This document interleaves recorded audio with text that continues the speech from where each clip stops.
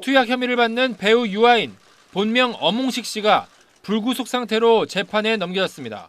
안녕하세요. 디아성형외과 닥터눈 코익 정현익 원장입니다. 요즘 온라인에서 아주 떠들썩하죠. 마약 중독으로 연예인이나 유명인사들이 방송이나 뉴스에 오르내리고 있습니다. 그리고 의료인도 여기에 결부되어 있다는 그런 얘기도 오가고 있죠. 그러면서 성형외과에서 대표적으로 사용하는 수면마취제인 프로포폴에 대한 궁금증도 늘어나는 것 같습니다. 그래서 오늘은 프로포폴에 대해 깊이 있게 알아보는 시간을 가지려고 합니다. 참고로 여러분께서는 절대로 하시면 안 됩니다.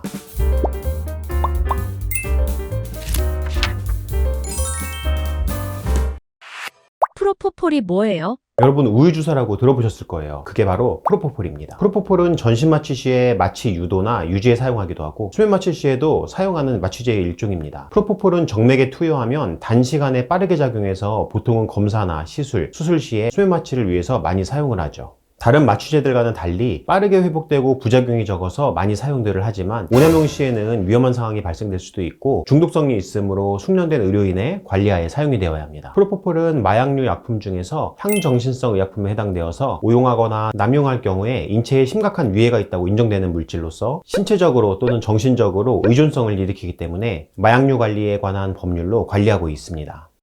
프로포폴을 맞으면 어떤 느낌이 나나요? 프로포폴을 사용하게 되면 깊은 수면을 유발하기 때문에 짧게 자도 푹 자고 깨끗하게 일어나는 느낌이고 적당량 맞고선 일어나면 기분 좋고 황홀하고 행복한 기분으로 일어나니까, 그리고 게다가 신경을 안정시키고 불안감을 해소해주기까지 하는 역할도 하죠. 그래서 불안증, 불면증 같은 수면장애가 있는 분이 맞게 되면 이런 느낌 때문에 마음 편히 오랜 시간을 잔 것 같은 느낌이 들고 개운하고 상쾌한 기분이 들죠. 다른 약품들은 깨고 났을 때 숙취 같은 느낌, 찌뿌둥하고 멍한 느낌이 있다고들 하거든요.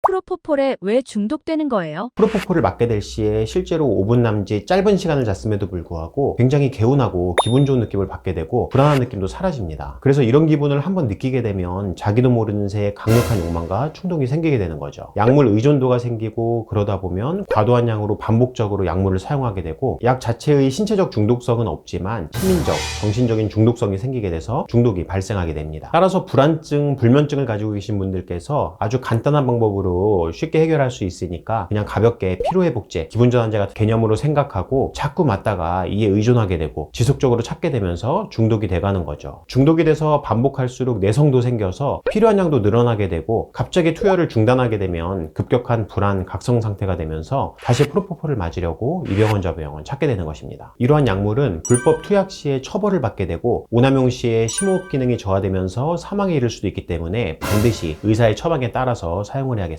가벼운 호기심으로 시작해서 중독까지 가면 내 인생의 모든 것을 잃을 수도 있고 돌이킬 수가 없을 수도 있습니다. 약물에 의존하지 않고 헤쳐나갈 수 있는 방법을 찾아보셨으면 좋겠습니다.